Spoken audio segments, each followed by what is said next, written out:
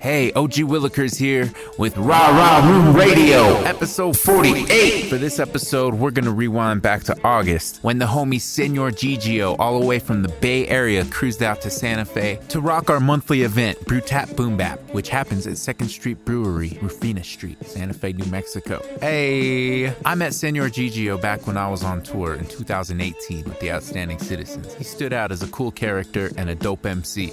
So when he got to come down to Santa Fe, I was stoked to have him on the show to get to know him a little better. Let's listen to some jams and hear some life stories. Let's go.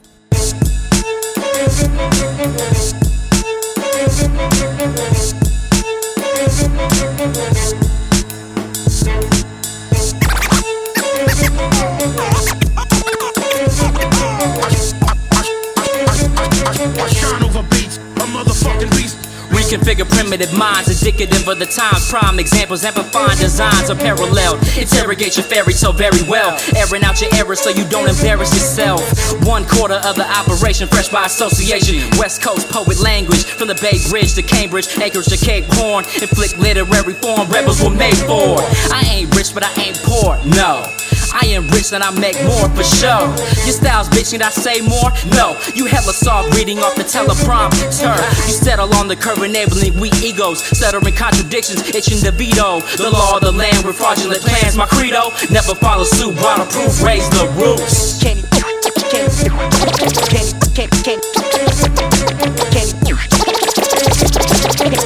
fuck with my brain and brain pattern. Can't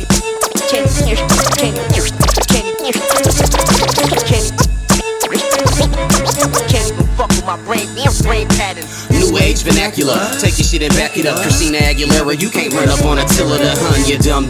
Musta took a wrong turn, gasoline draws on. Walking through hell in a hailstorm of fire and brimstone. You'll burn up in an instant, vaporize your verbiage with very polished linguistics. Poetically proficient, Jack the Ripper with mics, and I'm gone on the killing spree. Bone snap artillery sticks, the kid's vicious. What's a tiny millipede to a giant anaconda? I'll swallow your whole, why don't you get this?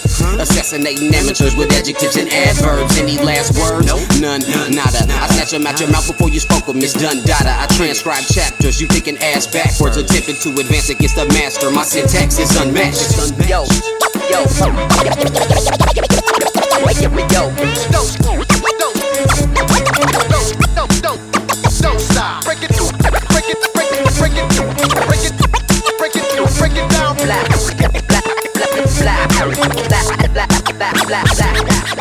I rip your posters down, I tear your fires up. All you little rodents rapping in the cypher suck. Come try your luck with the AWOL vet. Aim at your brain like Adolf's head. It ain't all love in the bay, I'm Hex. Best respect my ninjas. Hated on by the Empire's Empress. Since the AF entered, we've been listening on the Sith Lord plot. Killing hip-hop, so it's no more prisoners. Hitting you with crippling force. Grip a sword like a Tory Hanzo. But it got some blood rush, glorious combo. Plus I love the smell of napalm in the morning. Acid rain, chemtrails, inhale and feel it sore. You brain dead fucks, a feeble species to the evil genius. Just a peanut in my feces, I'm beastly, you weakling. I slaughtered the last dodo bird. Hit the cafe and gas on your spoken word.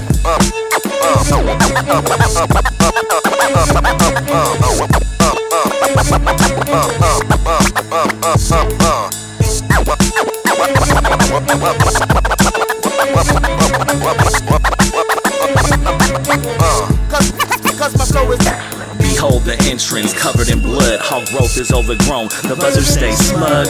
I stay golden, holding the essence. Don't try to gas me up, then ask me no loaded questions. I go rep run like this machine gun tongue's my only weapon. Feel like sprinkler heads to the chokehold rhythm. Think you're dead while you at home, channel surfing, bring me the bread. Hear the smoke alarm chirping first thing, like a dog stretching his hindquarters. You don't wanna ride through these hot waters, uncharted. I harbor criminal minds and rotten eggs. Minimize the overhead, collecting spines for my trophy case. Like baby predators, rolling through space, smoking out remote planets like it was the olden days. But the whole brand is to be lift all the free speaking hysteria. America, we still ain't scared of ya. Listen to my shit. Yo, what's up with it? Señor Gigio here. I'm chilling right now. I'm just made my way out from the Bay Area.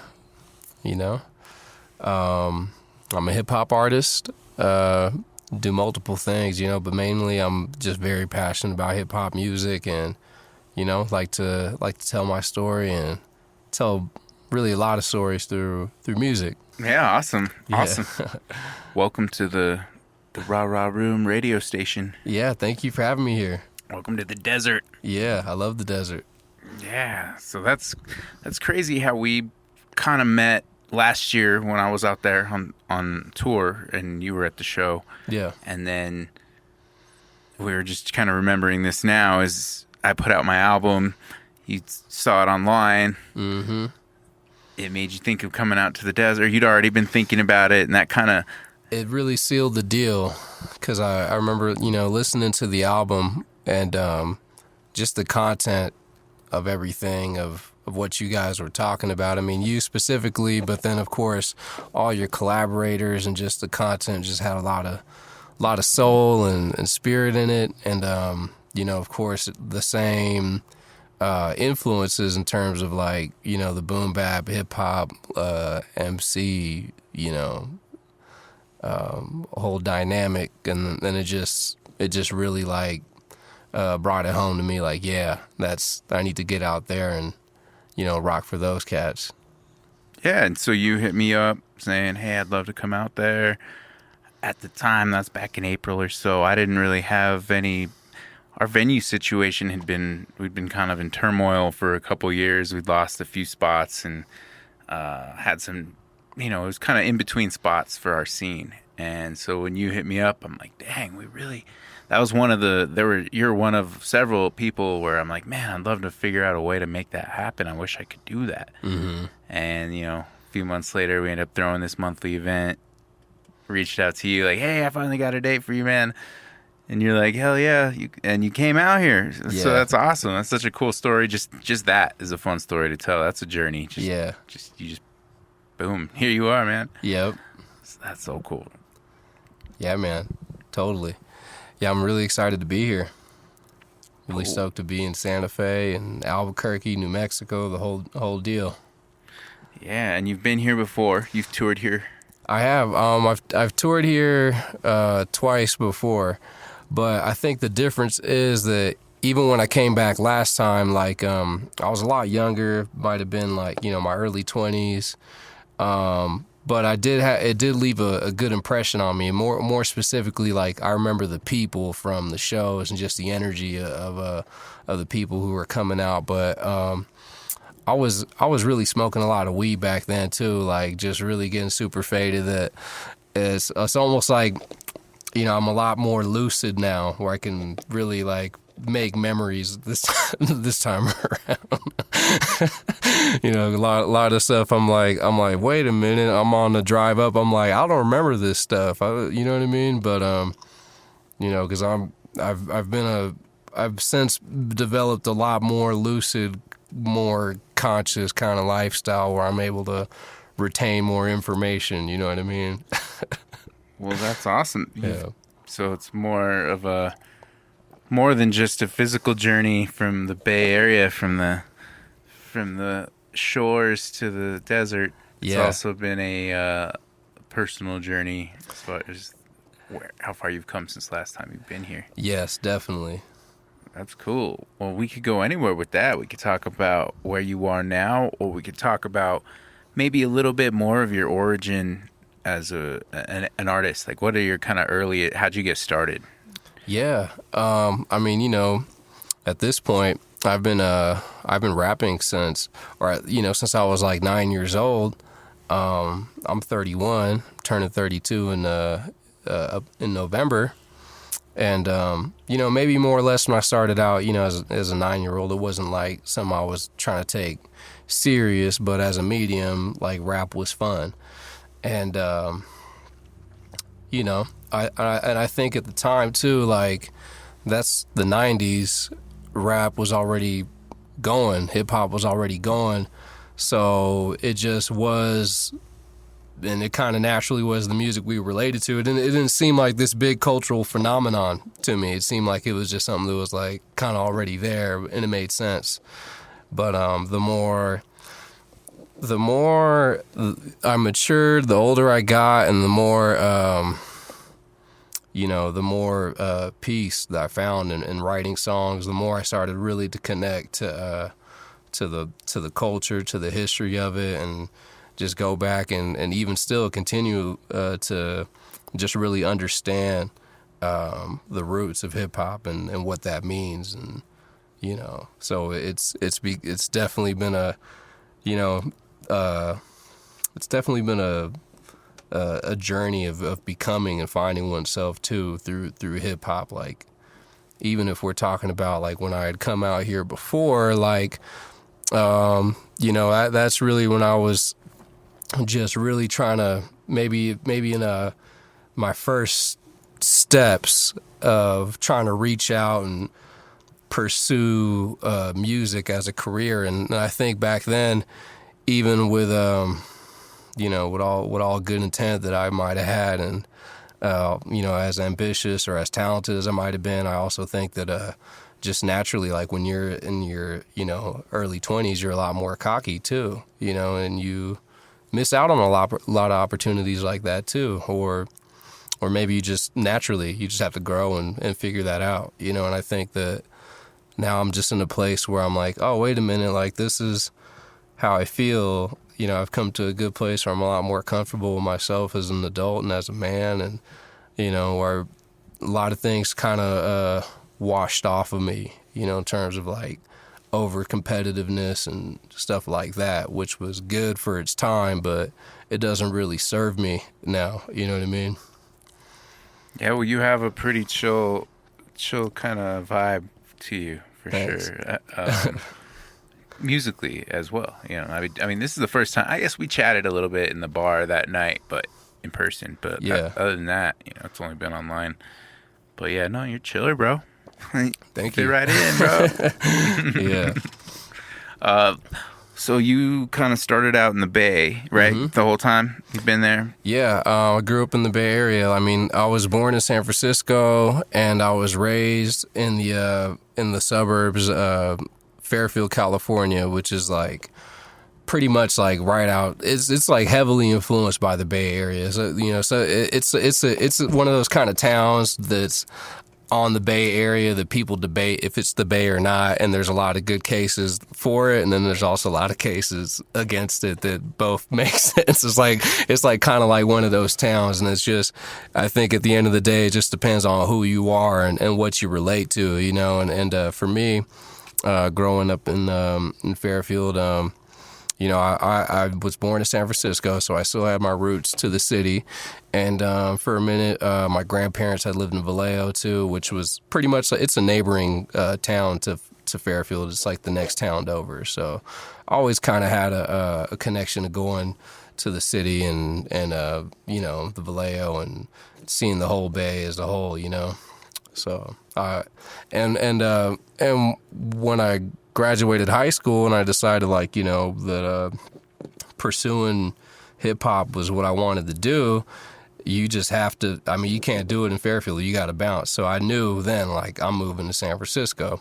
So it's been my, it's been my thing. Like, the Bay Area has just been a grounding point for me and just building myself up and finding out what life is about, I've lived in San Francisco for a little bit, multiple times, lived in Oakland, my wife, she's a Berkeley girl, so she's born and raised in Berkeley, and I end up doing a lot of stuff out there now too. So I just feel comfortable out there, maybe too comfortable, you know what I mean? That's why I got to branch out more, because that's when you... Well, you're in the desert now. Yeah.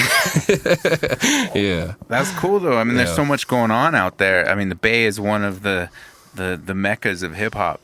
Sure. Like, I remember when we were out there about to perform, it was... there was a little... So that whole tour had a lot of energy, opening for Sky Zoo was kind of a big deal to us, we were like, deals. Dang, this is, it's dope. We were walking around like part of his entourage kind of thing, like hell yeah. Never thought that would be a cool thing until I experienced something like that. I'm like, no, it's cool to be cool, like friends with the cool guy. Yeah. Like, it was fun. Everyone's like, oh, you're on tour with Sky Zoo. We just met a lot of people we probably wouldn't have met, and, yeah. It was just cool. But the Bay show was, LA, there was some pressure, but I felt like the Bay was kind of, okay, this is like some hip hop, like, they're the serious MCs are out. You know, it was on the Learn the World's album release party. Right. So it was like a big fucking hip hop show. Hell yeah. Equipto rocked. Yeah. You know, it was just like, all right, we got to come correct for this one, you know. Yeah, man. Definitely. I mean, I think the other thing too with the Bay Area, that like when you're actually like really living there, and I mean, you know, when we're talking about such a specific thing here, like this hip hop community, that specifically we're talking about this kind of like branch of hip hop, you know, or maybe you could call it the roots of hip hop. You know, we're talking about this underground boom bap or lyricism or just whatever it is, you know what I mean? But it's kind of hard to put a one exact label on it, but it really gives a lot of room to a lot of different voices though too. And you know, over the years you really, you know, maybe like in the 10 years that I've been able to you know, bear witness to it and participate in it, you know, in the Bay Area hip hop community, like you really see a lot of different people come through and get the chance to experiment and over time find their voice and do something different, you know, and I think you know, the Bay really kind of nurtures that in a way. Yeah, there's a lot of style there, a lot of flavor, a lot of flair, I feel like, you know. Definitely. I mean, that was like I think it was like Mac Dre that got me kind of like, oh, this bass stuff is like funky. Because I used to do funky kind of, I don't know, I connected with like Mac Dre's attitude and the beats that he made and stuff. So that was kind of, he was like my first probably Bay hero. Like, yep. And the humor too. The humor, yeah, because we were saying before this started that we used to both rap do humorous songs with old groups, and so there was something in that kind of was like, this guy's funny. Yeah, man. I feel like Mac Dre, he's I mean, and his character kind of kept evolving too. I think he always kind of had a little bit of humor to him, but I think like toward the end, what made him so big, you know, he was creating this like really fun party animal persona, but at the same time just a dope rapper. It was almost like similar to Humpty Hump, the whole Shock G thing, like that kind of whole persona. You know, it's a branch of that too. And you got like E40 out there who also, when I was working on I always had kind of a little bit of a different flow. Yeah. And so I also liked E40 too, because he was huge, even though he had this like way out there weirdo flow. Mm-hmm. But it was like he made it dope. And so I was like inspired by that too. Like, hey, I got this kind of out there flow. Yeah. How do I make mine dope? Because like mine just sounds out there sometimes. Yeah. So no, that's fun. Totally. I mean, and that's a great way to listen to E40 too, is just for the technicality and the sound and like how he can bend, you know, so how he can bend his voice and stretch it out too, and you know, kind of come in off beat but really technically be on beat in a super ill way. And I love E40 for that. Well, and that's what, you know, I guess kind of what I'm getting at overall here is, you know, where you come from, you have certified legends, you know, and then we didn't even talk about a lot of them, you know, but that was just a couple. And, you know, we're out. So that's kind of the difference about coming up in Santa Fe, being in New Mexico, doing hip hop. Yeah. Is, you know, there's a freedom to it because we could do whatever the fuck we want. There's no precedent. There's no, I mean, yeah, there are a few rappers that have come out of here, but nothing, it's not like the Southwest area is like the known like Bay Area or New York or, you know. Sure. Sort of Atlanta, you know. Right. But there's always those like time periods too, though, right? You know, because especially if you're talking about Atlanta, like Atlanta's damn near like the almost like the last big like spot too, right? That's more recent how they popped off. So you know, so Southwest will get its time, but so it's like more pioneer out here in a way with that. And it's cool. You know, I've thought about leaving, but I decided I just wanted to rep the Southwest and build. Yeah. Stay here and build, you know. I can dig it. And we're building. Yeah, man. I feel like people feel it when they get out here for sure. And we got Defy, who's killing it. Yeah, you know? And he's been killing it for a long time too. Yeah, so that's, you know, he's one I would put up there as one of the, definitely a local legend. Like, to have him on the Brew Tap Boom Bap, yeah, that's a big deal to me. Like, yeah, you know, I have a lot of respect for his hustle and his skill, you know. So, yeah, definitely. So I'm hype. Like, him coming on is like, yeah, Defy's the dude. That's good. Love that dude. But yeah, so that's cool. So coming up in the Bay Area, was that intimidating at first, knowing the area, or were there more pockets, kind of smaller, where you're just rapping with your friends at this bar or whatever? It was for me. I mean, like, I think I've always just naturally kind of come in as as you know, the outsider, the weirdo, whatever you want to call it. You know, because maybe at first, as when I was first writing my raps, it was more so kind of personal and just having fun with it. You know, just being goofy with my few select friends, and it wasn't like any of my friends wanted to be a rapper. You know, none of them. I would make them rap, but none of them wanted to do that. So I didn't really have like any friends who were serious about that in my, you know, like in middle school or in junior high.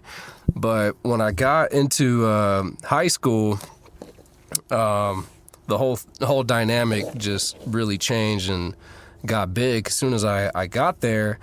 And it's crazy how fast things change. So I got into high school 2001. That was my freshman year when I started. And, you know, so there was hip hop there. You know what I mean? There was B-boys, pop lockers, you know, ciphers.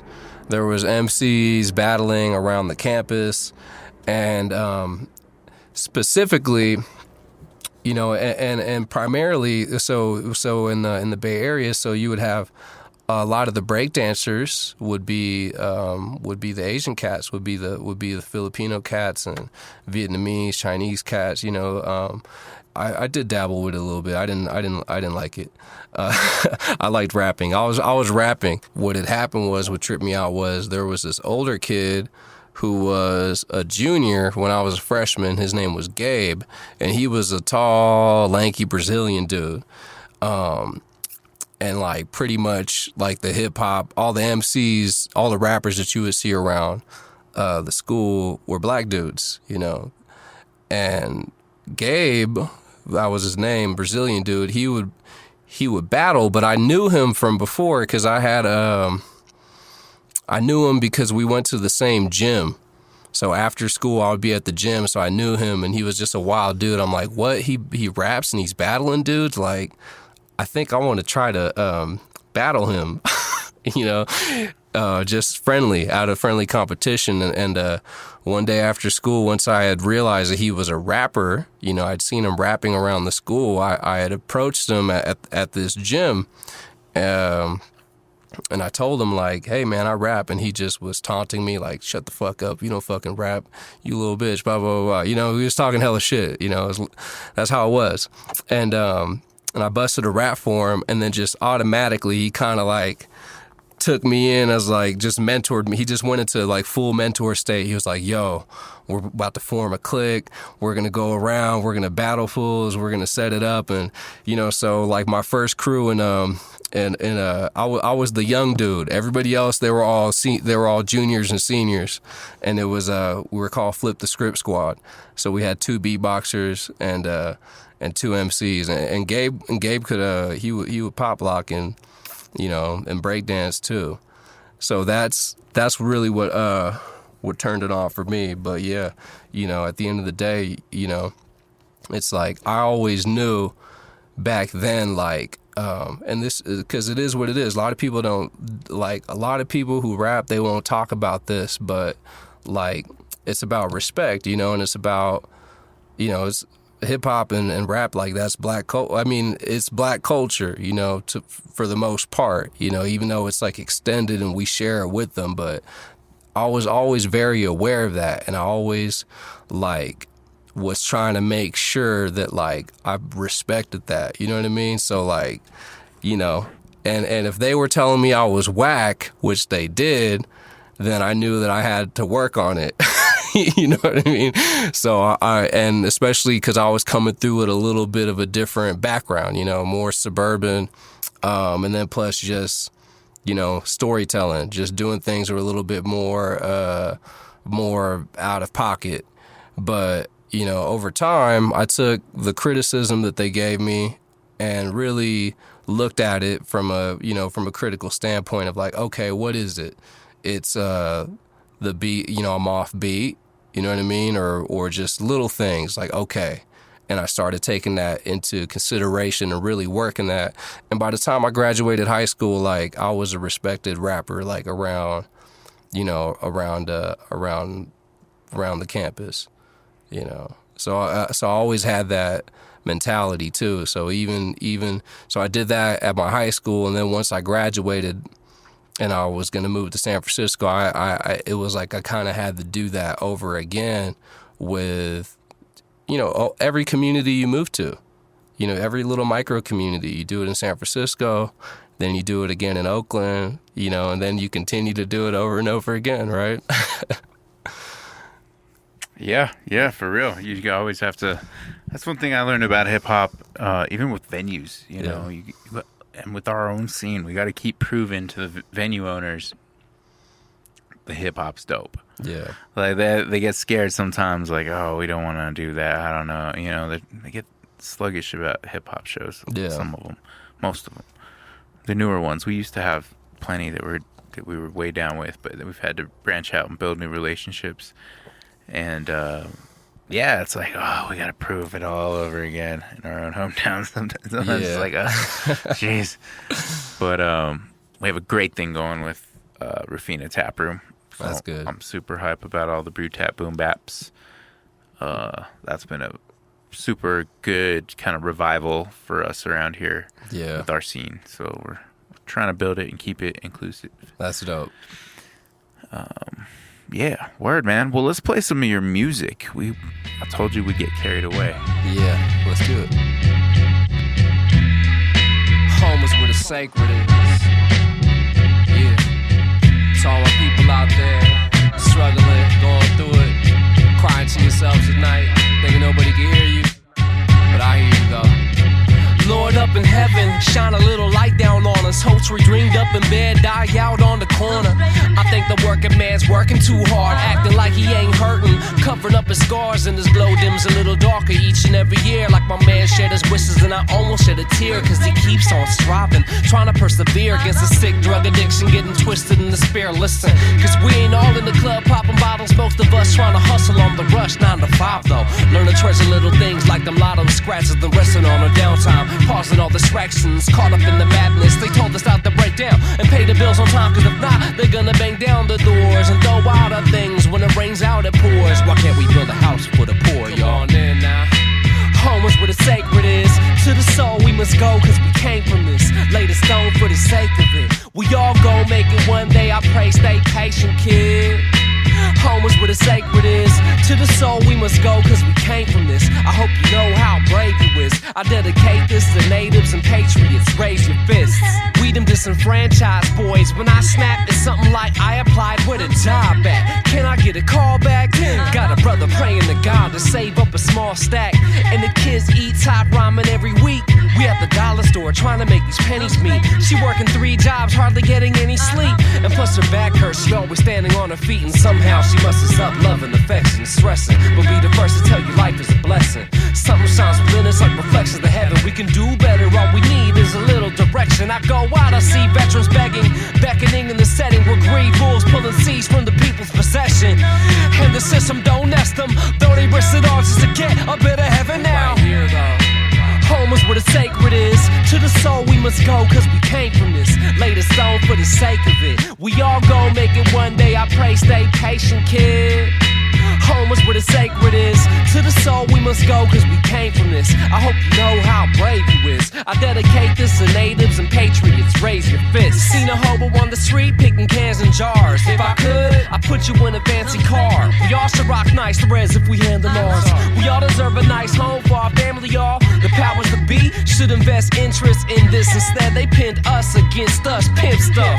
And they say it's just business, nothing personal. It's the way of the world, misfits. Live in California, some will make it to see the ocean coast. Damn, another fiend overdose. Nobody wanna take care of the older folks. And plus I got fired, my car died cause the motor broke. On my way to clock and gutter cause my luck is dry. Like the ghetto caterpillar trying to beat a club butterfly, struggling hard. And it breaks my heart, but your love and dedication truly shapes my art. I tell you one thing, home is where the sacred is. To the soul we must go cause we came from this. Lay the stone for the sake of it. We all gon' make it one day, I pray, stay patient, kid. Home is where the sacred is. To the soul we must go cause we came from this. I hope you know how brave you is. I dedicate this to natives and patriots. Raise your fists.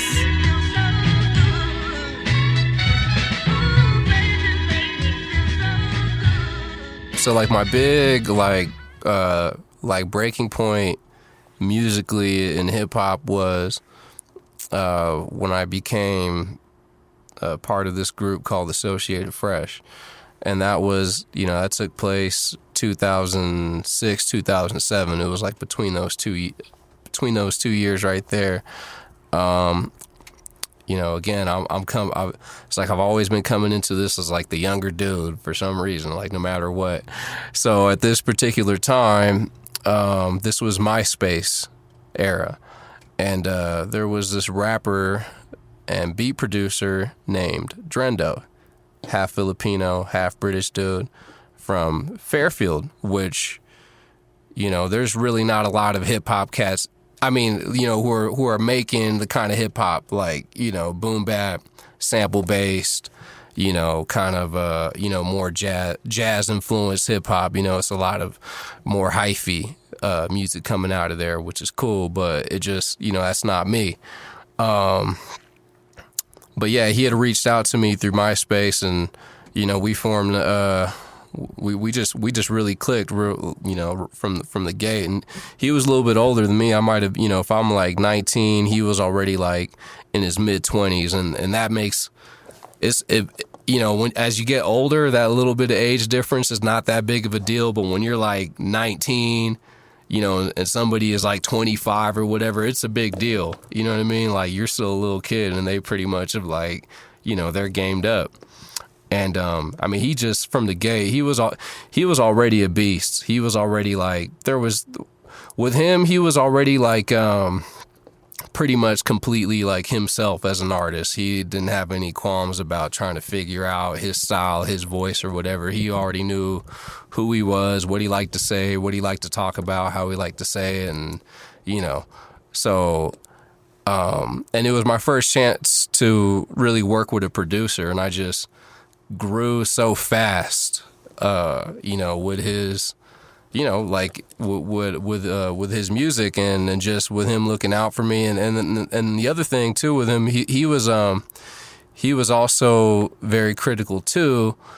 He would give me great critique, sometimes like very hardcore critique, but like that shit really pushed me too to be a better artist too, where like, you know, he would kind of call me out on stuff like, why would you know, waste your time doing this or saying this or taking these little shortcuts when you it was more or less kind of like always push yourself creatively, and, you know, kind of just really instilled that in me. And then the crew grew bigger, where we got, you know, he brought in two of his homies, another homie named Jamar, who also goes by O.G. He was also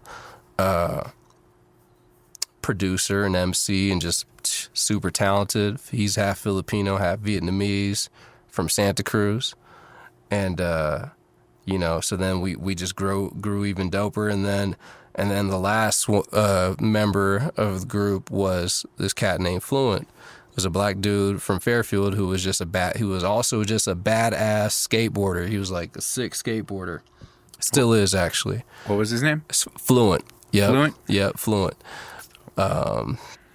and he didn't even really like MC like that. He just was a sick freestyler.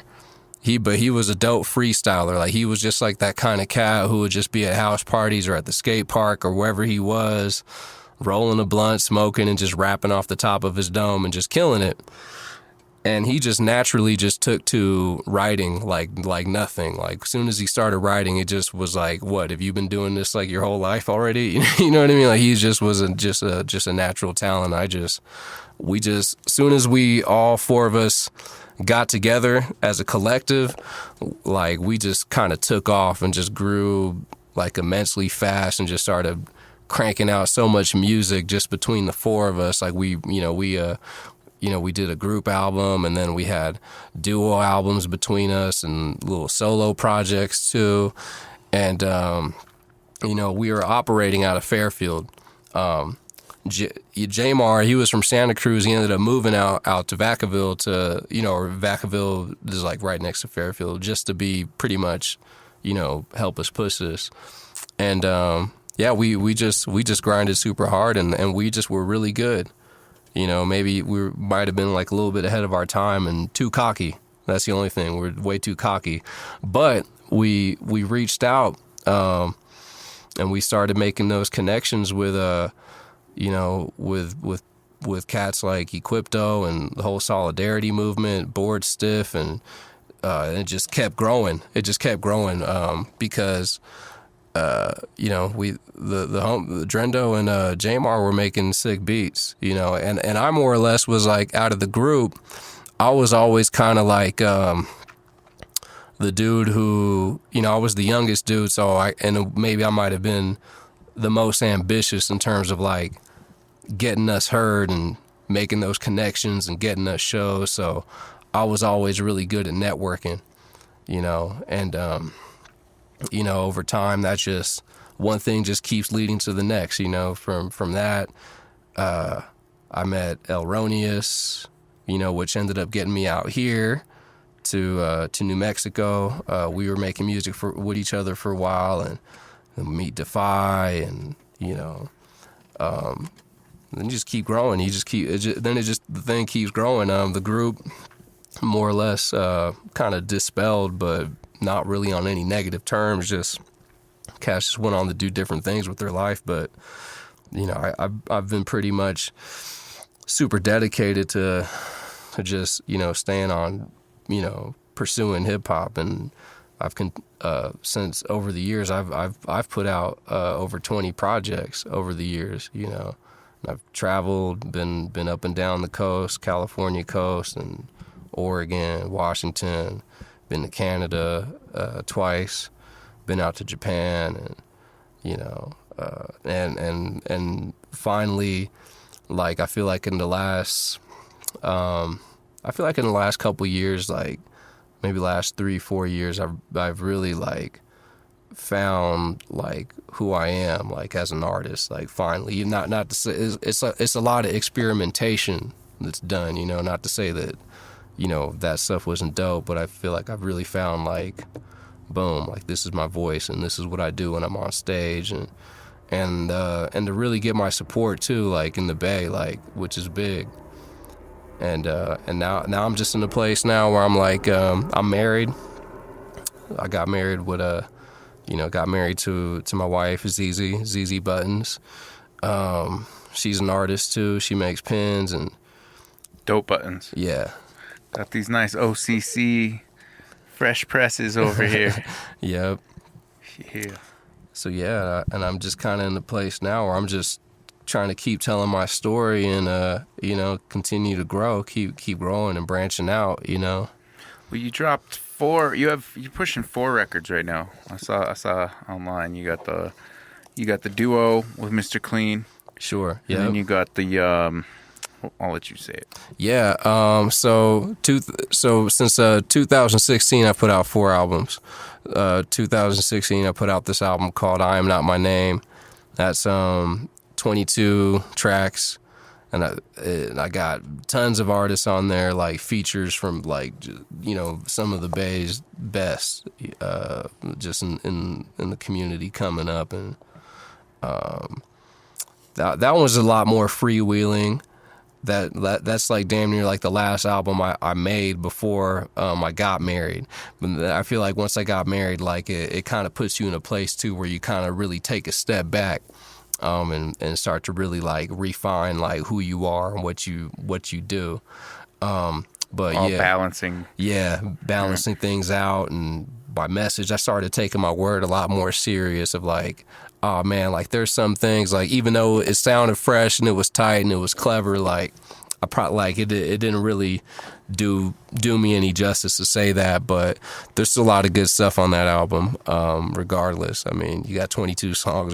There's plenty of good stuff on there, but yeah. So last year I put out 2 albums, but yeah, this one particular one has been. I'm really proud of it. It's connected with, you know, a lot of people. The people who've heard it really, you know, really dig it. This is an album I did with Mr. Cleen called Heroes of the Gold Rush. It's 19 songs, and it's a conceptual album. And it's just like, I started out like thinking like, man, I want to make a Western. You know, I want to go so west with it. Like, how west can I go? Got to go cowboy with it. That's how west I got to go with it. That's what the cowboy hats was all about. Yeah. So I donned the whole cowboy fit for that. You know, or the caballero fit, right? I saw the outfit. I was like, damn, that guy's rapping. That's a cowboy. That's fucking. He's going for it. Yeah. Sick. But yeah, that's just really like it's almost like for now that's like my dedication album to California and the Bay Area, but really just California, you know, and it's a concept album that's just based on the 1848 gold rush and connecting that to, you know, everything that's going on now with the tech boom and just everything in between. Like, just this kind of like, what is the spirit of California that makes it makes people come here, you know?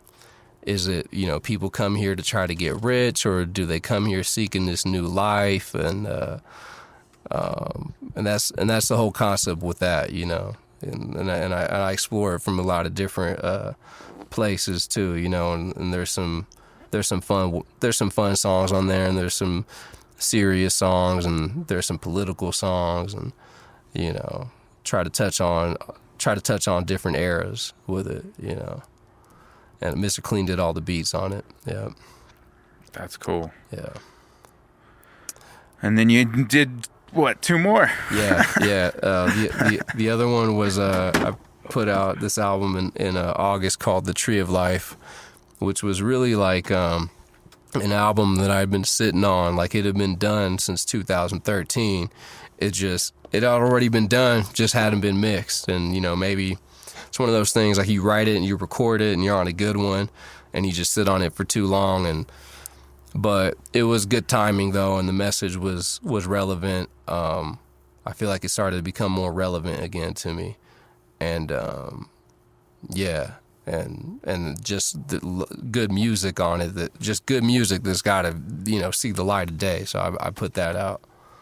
And earlier this year, I put out this album called Life Support, which is 10 songs. It's all beats by this dude named KF Black, and that's like my Marvin Gaye What's Going On album for now.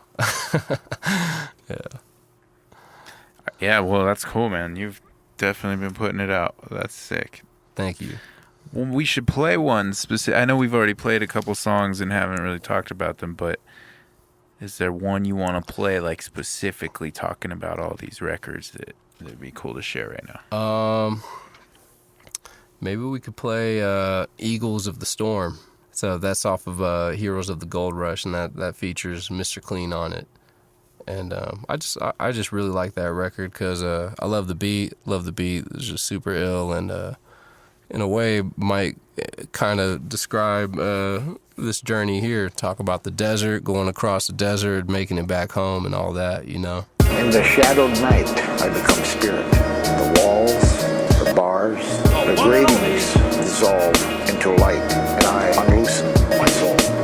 pry through the inner darkness of my being. I become transparent, a bright shadow, a bird of dreams, singing from the tree of life. Made it out the storm, now I'm ready for more. Tested on tour, but my pedigree pure. Across the desert floors to the edge of the shore. I stood at the sea glit and let my energy soar like an eagle. I stood outside the church by the steeple. Lost my religion, still I felt this presence that was peaceful. Overcome my heart and soul, so put away my ego. Kneel low to the ground instead of praying for my people. Please, Father, guide us, protect us from the evils that blind us from loving one another as equals. In these days of tyranny, we falling off below. Deep into the beast belly, I think we need a hero. Maybe I could be one since you put me here to reach those. So let me be a beacon of light and lead me through the snow. Hail, wind, the thunder, hurricane or sinkholes of hell. Bring me under, my faith will keep me going. Wanna make it to Puerto Rico, kick it with my primos. Journey through Nicaragua and retrace my genome. Though I don't speak the lingo, cause California's my real home. But through the eye of the storm, I'll be twice reborn. Made it out the storm, now I'm ready for more. Tested on tour, but my pedigree pure. Across the desert floors to the edge of the shore. I stood at the sea glit and let my energy soar like an eagle. High vibrational being, inspirational themes. Life ain't what it seems. Staring at the screen instead of living your dreams. See the whole spectrum when I spread my wings. Most rappers got fill in the blank rhymes. I hang glide the ley lines with serious hang time. Attract energy like the pyramids. Metaphors monolithic. Yo, I speak from experience. You want the truth? Here it is. Respect it. Most people too weak-minded to accept it. Never been the type to run, bite my tongue. Am I a pessimist or maybe the enlightened one? Enough energy to last past infinity. Musical medicine, that's a natural remedy. Mr. Cleen with a capital MC. Gather round, let me run it down and unravel my pedigree. Made it out the storm, now I'm ready for more. Tested on tour, but my pedigree pure. Across the desert floors to the edge of the shore. I stood at the sea glit and let my energy soar like an eagle. Half mic will travel, fast like ill rappers with the appetite for life. Cause skills still matter, and if you got your cash right, then crass minds will shatter. Cause they fragile when I blast rhymes, kill chatter, feel power. Make you dance like healing hours, reveal flowers beneath steel towers. The cloud sky's real natural beauty. So hands high, get louder. Flows baptized, chill showers. Minds crystallized like patterns on gemstone fractals. Practice makes perfect, my impulse catapult ideas into album form, appeal masses. Demons from my past life still shadow, but the love that I've been shown not shallow. Won't allow you to dismantle. Clear channeler, sincere adult. Child pose, eyes closed, lit wax candle. Made it out the storm, now I'm ready for more. Tested on tour, but my pedigree pure. Across the desert floors to the edge of the shore. I stood at the sea glit and let my energy soar like an eagle. And that was Eagles of the Storm, 2019 or 2018. Yep. Off the Heroes of the Gold Rush album with Mr. Cleen. So what else? So I've noticed on your social media, you do other things besides rapping. Yes. Yeah, I read tarot. Yeah, I read tarot tarot for people. Yeah. That's cool, man. So that's a whole other element. That's a whole other side of you. Yeah. It's been cool, man. It's been a trip. That has been something more or less. I've been practicing with tarot for about damn near 6 years, but more or less you start out with that like just was like a personal tool that I was using just in my life as I was navigating my life. Just made that decision to try and be an independent artist, and it really goes hand in hand with embracing your purpose. So that tarot really put me in line with just practicing the art of life, of just not just the cards, but just the cards is the first step. Once you learn the cards, then you can look at life, just your daily life and begin to see the different things that line up and see those different signs. So and I made myself familiar with that, and it's been last 2 years, maybe going on 2.5 years, I started reading publicly for people. So I set up, like my main base where I set up on Telegraph in Berkeley, at this particular corner that like they've been practicing, they've had tarot readers on that corner since like the 70s. And pretty much like everybody from that generation who was reading, like they don't do that anymore. Like they stopped. So I'm kind of like, more or less continuing a tradition on that street. And so that's been a really positive thing to be able to take that on and share that with people and be able to introduce that to people's lives. And and the point is like I tell people, like I'm constructive with it. I read things. Now the tarot is constructive, just like if you're looking at, you put the signs together, it's to give you something constructive. It's not to doom you or gloom you or even to give you everything with, it's to look at things and see what's working for you and what's working against you. And, at the end of the day, there's always wisdom of how to deal with that. And that's how I look at it. That's what I try to pass on to people. Do you see it kind of more as a calling to do that, or is it just something you enjoy doing? I feel like it's definitely a calling, and I do enjoy doing it too. And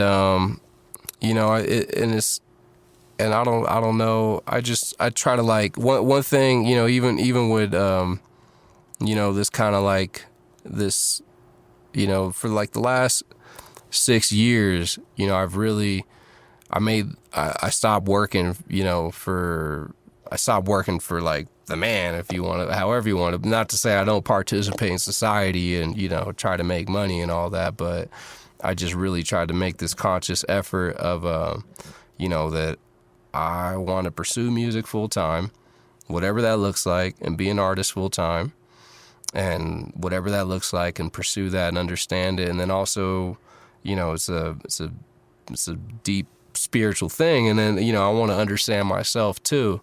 So, yeah, I mean, and it's really one thing that life has definitely taught me in these past 6 years. And sometimes it teaches me in a very gentle way, and sometimes it teaches me in a very harsh way.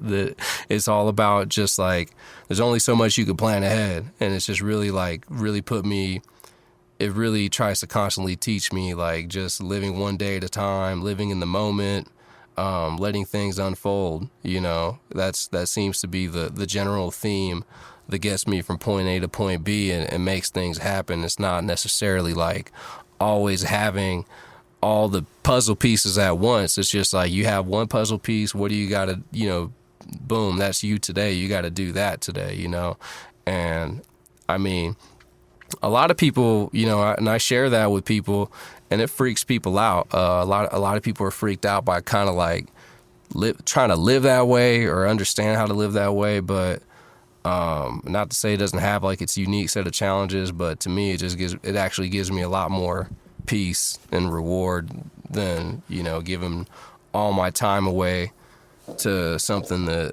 doesn't give me, personal value, just out of fear and, wanting to have some type of structure to my life, no matter what kind of that structure looks like, but, since I've gotten married, I found which has been like the best decision I've been able to make in my life, and I've still continued to be able to, make music and live and be healthy, not necessarily like, ball ridiculously, but, I take advantage of the resource that we have just living in this country, food, water, like that, entertainment, and just taking advantage of being wherever you're at, like wherever your environment is, like I take advantage of that. Like if I'm in the Bay Area, it's for a reason, and I just try to do my best to add on to it and in turn receive, and that's it. I don't make big plans until I have something to work with. You know what I mean? You can't control it, or you could try, but it's stressful. when you try to make a plan happen ahead of time, is stressful. You know, if it's either going to be or it's not going to be. So that's how I, you know, really, you know, when I understand that to its fullest and I'm really like locked in with that, then like, man, I'm grooving, you know. But again, like it's just like anything else, you know. It has its unique set of challenges. You know, there's also those days where I'm stressed out, where I'm like, oh, boom, but those days always prove to be few and far in between, and more or less just, you know, the human condition. You know, so that's what the tarot has done for me. It's just really put me more in line of just having faith with, you know, getting to know myself. Because I feel like when you really like just get to know yourself, who you are, your feelings, just the whole bag. Because I feel like in this country and in this society, you have this, you know, we teach people to separate ourselves and box our lives in different pockets. You know, like your feelings go here, your thoughts go here, and, you know, your instincts go here. But if you learn that all of that is one physical experience, from your feelings to your thoughts, you know, instincts, then it doesn't have to go against each other. You just streamline that whole thing. And if you got a good relationship with all those aspects of yourself, then nothing's gonna, your system's not gonna lie to you. Your emotions won't lie to you. Your logic won't lie to you. You know what I mean? It's just boom, same thing. So that's what it's done for me. That's awesome, man. So does it how do you feel like it connects with hip hop for you? And that's been the crazy part too, is like more or less like this last year, I've really made a step forward into kind of sharing it more with the hip hop, you know, community, like, you know, the Bay Area hip hop community. 'Cause I guess, you know, just naturally, like, you know, we have your insecurities. I'm like, oh, I don't know how I'm going to be accepted as, you know, this person who's a medium or a psychic or a tarot reader in the Bay Area hip hop culture, you know. But man, like I've just received so much support and it's been cool. But for me, I guess it's just all about imagination, man. Like it just keeps me fluid, keeps my imagination going, keeps my eyes fresh.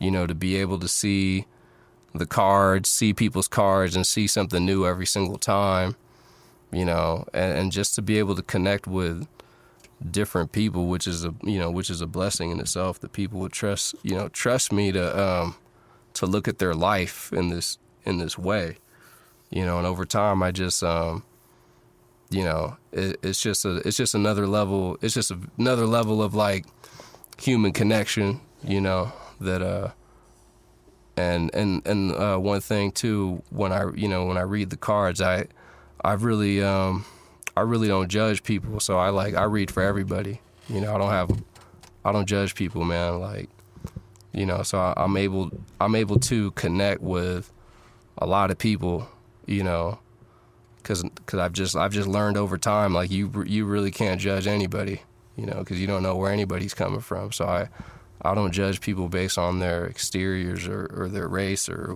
wherever they're coming from, you know. And that just from that perspective, I feel like I'm able to, you know, help a lot of people, and at the same time just learn a lot more, you know. So it keeps me fresh for hip hop too, just in my storytelling and being able to connect to people too in hip hop, or you know, not have to always divide things, you know. And you know, I really, more than anything, I really always try to seek a spiritual meaning in what I'm doing, you know. And I hope that the people can relate to my music in that way too. And maybe it's not necessarily to be like, oh, like, you know, like holier than thou, nothing like that. It's just more or less just to connect people with, you know, that there's something special about being alive. That's all it is. It don't have to be about this preachy thing or this mundane thing or boom. It's just understanding that there's something very special about life, you know, and living it you know, and that's what I try to convey in my music, you know. Well, you do a good job of, I don't know, I feel like your music is very dynamic and out there in, like, different ways. You know, you don't just kind of stick to one thing. You experiment a lot, and I think that's cool. It's good to be brave that way and not just, like, you know, I remember making a lot of songs where I do something kind of crazy in a song that I normally wouldn't do, and I really like it. But, like, by the time I go over and do edits and stuff, I, like, get rid of that part or change something, and then I end up doing something a little more safe. Mm-hmm. I've been doing less of that, but it's definitely a thing to just, like, break out of the box. Mm-hmm. So that's fun. I've been enjoying jamming your records. I'm going to enjoy watching you perform tomorrow night. This podcast will be out already. But right on. I can't wait. Or it won't be out already. So, you know, when you hear this, it will have already happened. But me speaking right now has not seen that happen. And I'm pumped. Yeah, me too. Yeah. It's going to be good. We'll have Defy in the house. We got Saint Nobody from Las Cruces. We got Space Mob, Space Cadets holding it down for Santa Fe. Dope. Beat Battles. Can't wait to see everybody. DJs. Can't wait to see everybody do their thing. Pop-up market. Yeah. Yeah, that's going to be cool. Nice. Word. Yeah, is there anything else that we haven't nailed? I think we've covered a lot of great ground here. I think so, too. More than anything, you know, peace to everyone taking the time to check this out and listen. You know, yeah, I would maybe do some shout outs. Shout out some of the folks. Yeah. Let me so many folks back in the Bay too. I got a shout out. So let me I want to shout out my boy Mace the Tableist. Shout out Mr. Cleen. Shout out the whole Third Eye team, Celador, Emerald Brown, Killer MC.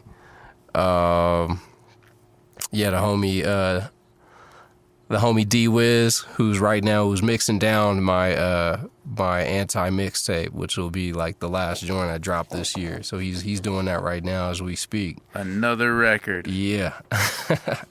Yeah, man, and just the whole Bay Area, man, and you know. And you do all those. I gotta interrupt the shout outs. Oh, yeah. We forgot you're an artist too, visual artist. That never came up. Right, yeah, we didn't talk about that. So you did do the artwork for all these records. It's all your aesthetic. Yeah. And you have a comic book? I got a comic book, yeah. Damn, man. Sorry, so that was an intermission. Shout out intermission there. Yeah, shout out intermission.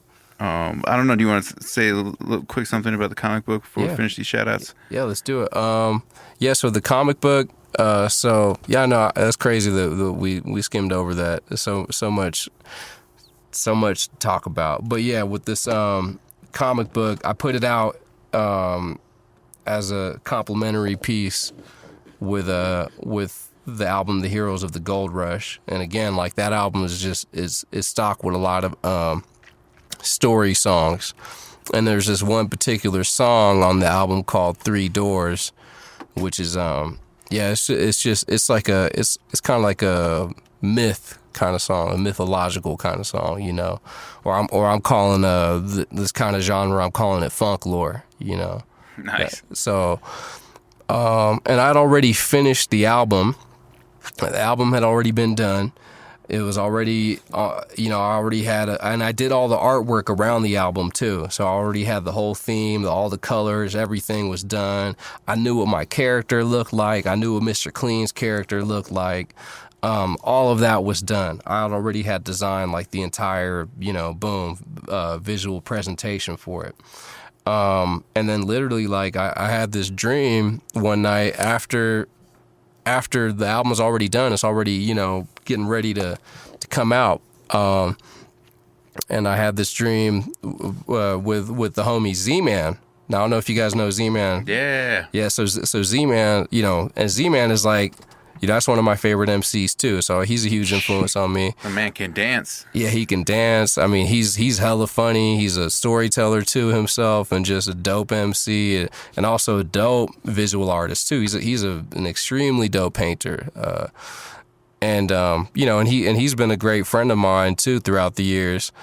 And he's actually featured on the album too. So, which was, I mean, again, it's cool when I'm able to be friends with these people who are like, boom, like that, these are my idols too. And at the same time, I'm able to be friends with them too and kind of get the best of both worlds. And finally that, was able to make this collaboration happen with them on this album after all these years, knowing them and building friendship, which was, I was so freaking stoked for that in itself. But I had this dream one night where Z-Man comes to me straight, almost straight like Buddha style, just straight white light emanating around him. And he's coming to me and just like, you need to make you need to make a comic book and you need to release it with your album. And it was all these very like distinct directions that he gave me of things that I need to do. Like, you need to show them your mind and boo, boo, boo, boo, boo. Make this comic book for your album and you can do it in time with the album coming out. So, and that was like maybe with like 2 months from the time that the album was going to be released. Damn.